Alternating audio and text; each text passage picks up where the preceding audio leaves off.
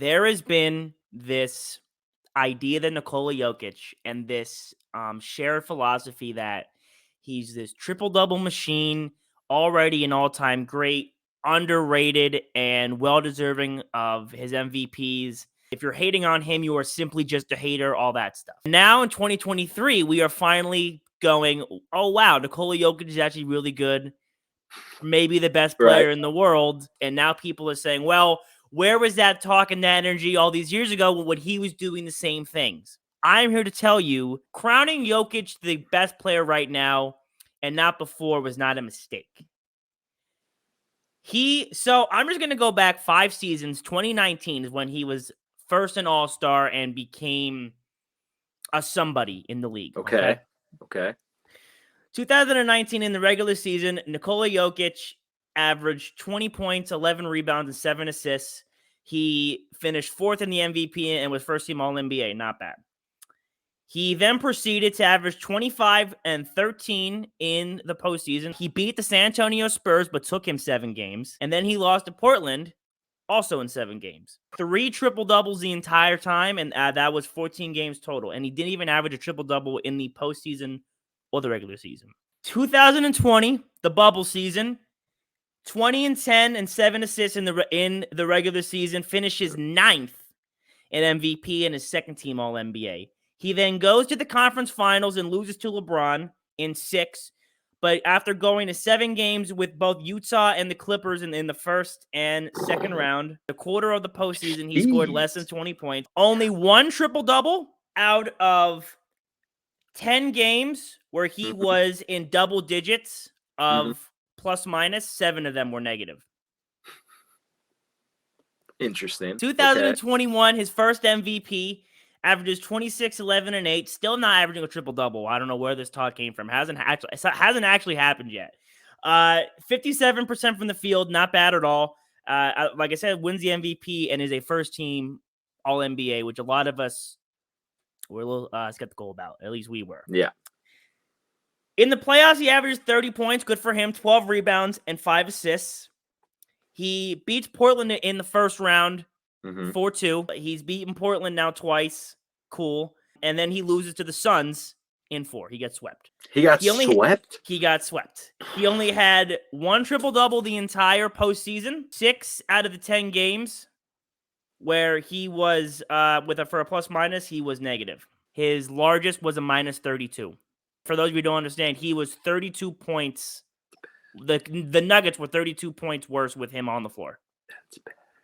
2022, this past season. Oh, Lord. Okay. Or that last season, yeah. Wins another MVP. 27, 14, and 8. First team All-NBA. Also leads the league in rebounds just for boot. Averages 31 in the playoffs with 13 rebounds, 6 assists. Still no triple-double. Loses to Golden State in the first round in 5. That's right. Yeah. Forgot about that. No triple-doubles in that series. Yeah. Not great. Now in this actual season, 2023, he is in the NBA Finals, averages 30, 13, and 11 in the playoffs, leads the NBA in assists as a center, beat the Timberwolves in 5, beat the Suns in 6, and then beat the Lakers in 4. Has 8 triple-doubles. All 16 of his playoff games this postseason was a positive in the plus-minus. It seems like Jokic hasn't played really well until now, when everyone is saying he's the best player in the world. Listen, I'm telling you, if anyone comes to you and says, hey, where was this Nikola Jokic talk all these years ago? You tell him to go suck one up.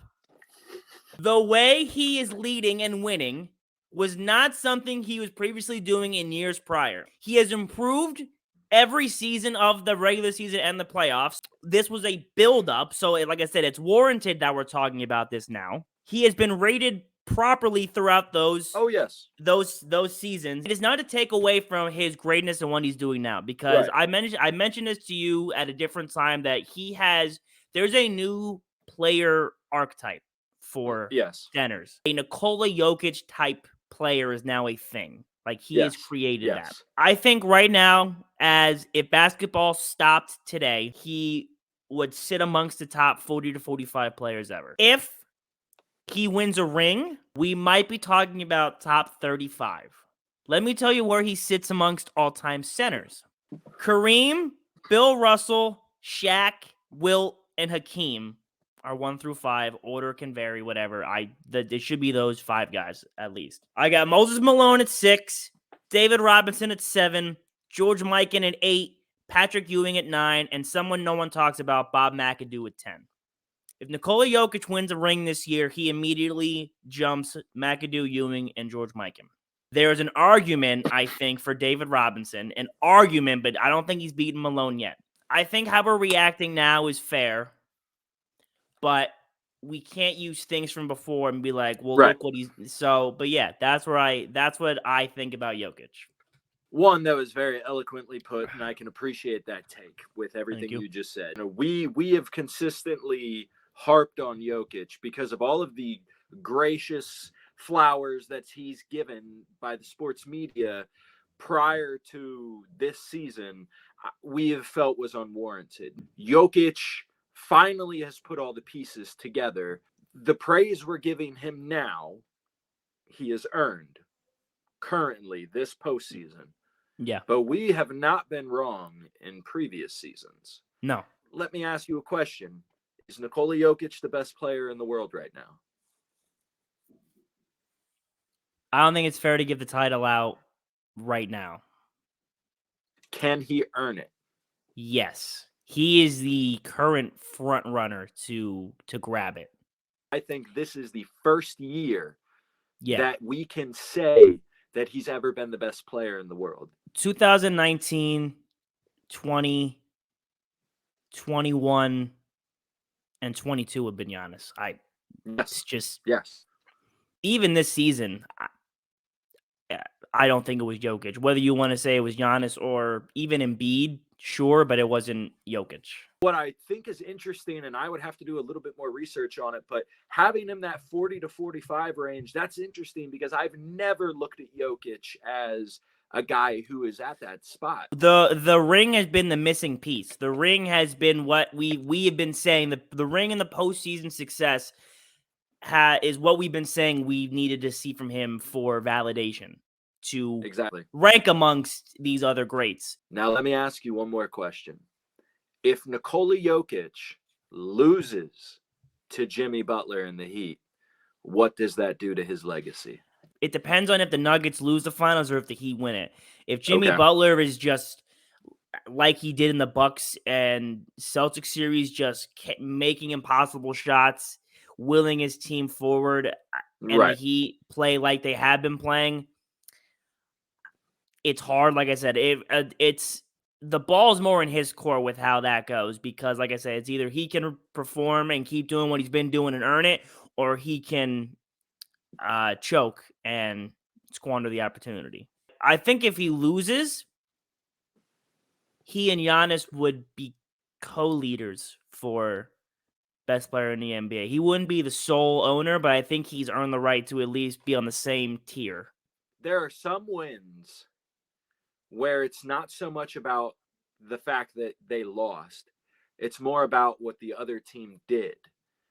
And if that were to be the case, but Jokic, like, this is a legacy season for him. Hearing all of this praise and everybody saying, see, we've been right. We've been right. Yeah, his numbers are fine, but they're not, it didn't produce to winning. So what does it matter? Exactly. It shows he wasn't that impactful. I think the plus minus thing is that was insane. You said minus 32. That was his. I'm just glad I could educate the greater sports world and help them maybe understand and perceive the Jokic legacy a little bit better. Just wait until you help them understand why LeBron James is the greatest basketball player of all time. There's an overwhelming number of people who need assistance with that conversation. Baby steps. Baby steps. All right. Anything else to add with Jokic? No, I think that was really good. I think we covered all the bases, and as we said, the ball's on his court. All right. Yeah. So, there you have it. Now listen to the sound. I listen to the sound.